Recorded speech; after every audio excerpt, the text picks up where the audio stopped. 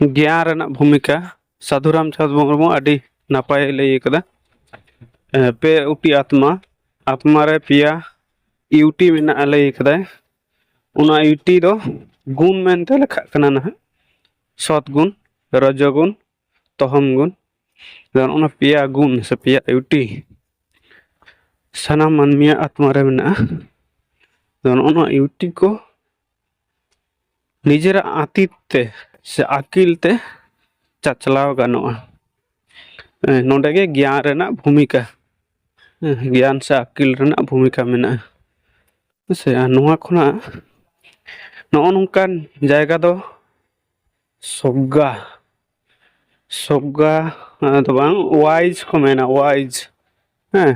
wise प्रज्ञा जहां दो प्रज्ञावान हर हो वाइज पर्सन हो ठीक नोआ नोंका गे अतीत रेना उन्हें नांग नांग रेना नितो नांग रेना नितो माने वर्तमान दाराय ना भविष्यत तो नोआ सनाम को नेल नाम दाड़े बाडाय दाड़े को राको ज्ञान लेकाते उनका को ताहेना से उनका को आचरण व्यवहार आचार आचरण चाल चलन उनका को कोराव हरचे उना ज्ञान लेकाते तो नोआ दो वाइज पर्सन रेना हो वाइज पर्सन में द प्रज्ञा प्रज्ञावान होड़ा कथा हो नोडे किंतु रिफ्लेक्ट करना से सदर करना है